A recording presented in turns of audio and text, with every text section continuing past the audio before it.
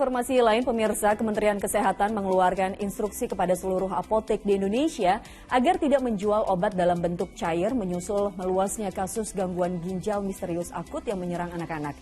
Berdasarkan data Ikatan Dokter Anak Indonesia, tercatat sebanyak 206 kasus gangguan ginjal akut misterius pada anak di 20 provinsi.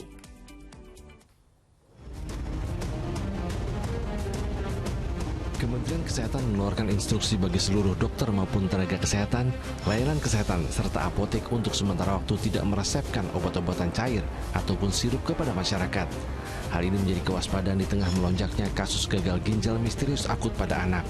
Meminta kepada seluruh tenaga kesehatan di fasilitas pelayanan kesehatan untuk sementara ini tidak meresepkan obat-obat atau memberikan obat-obat dalam bentuk sediaan cair atau sirup sampai hasil penelusuran dan penelitian tuntas.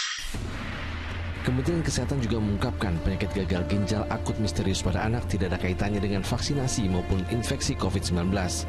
Hingga saat ini Kemenkes masih melakukan uji lab dan investigasi penyebab pasti gagal ginjal akut pada anak. Merespon instruksi Kementerian Kesehatan, sejumlah apotek langsung menghentikan sementara penjualan obat dalam bentuk cair ataupun sirup. Petugas farmasi untuk sementara menganjurkan untuk menggunakan plester pereda demam atau obat-obatan herbal jika ada pengunjung yang membutuhkan obat penurun demam. Tahan dulu untuk saat ini karena kan sesuai sama anjuran dari Kemenkes. Gak berani lah diadarin kalau misalkan bilang jangan, ya jangan. Nah, Mbak untuk dapat kabarnya sendiri sejak kapan? Baru tadi pagi. Iya, baru tadi pagi dari apoteker kita yang ngasih tahu. Himbauan serupa juga dilayangkan oleh Ikatan Dokter Anak Indonesia. Tenaga kesehatan diminta menghentikan sementara peresepan obat sirup yang diduga terkontaminasi etilen glikol atau dietilen glikol. Tenaga kesehatan menghentikan sementara peresepan obat sirup yang diduga terkontaminasi etilen glikol atau dietilen glikol sesuai hasil investigasi Kemenkes dan Badan POM.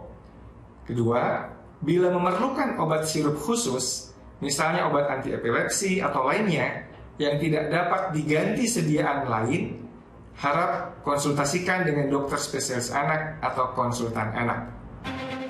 Hingga 18 Oktober kemarin, jumlah kasus gagal ginjal akut yang dilaporkan sebanyak 206 kasus di 20 provinsi dengan angka kematian sebanyak 99 anak.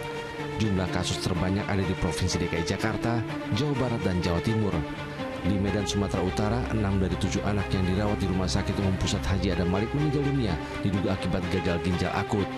Seluruh pasien meninggal dunia memiliki gejala sama yang mengarah gagal ginjal akut.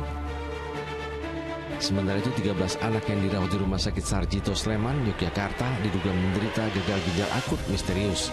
Dari jumlah tersebut dilaporkan 6 anak meninggal dunia. 3 anak dinyatakan sembuh, sementara 4 anak lainnya hingga kini masih menjalani perawatan dengan mengikuti prosedur cuci darah. Gagal ginjal akut misterius adalah kondisi klinis ketika ginjal secara tiba-tiba mengalami kerusakan atau penurunan fungsi tanpa diketahui penyebab utamanya. Tim Liputan melaporkan.